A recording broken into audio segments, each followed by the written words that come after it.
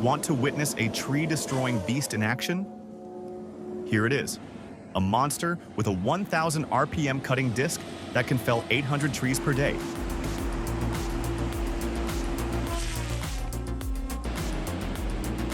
Its blade grips the tree trunk, and with one swift motion, sawdust flies like rain as the tree is lifted into the air.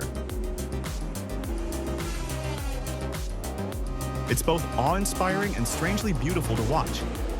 What do you think?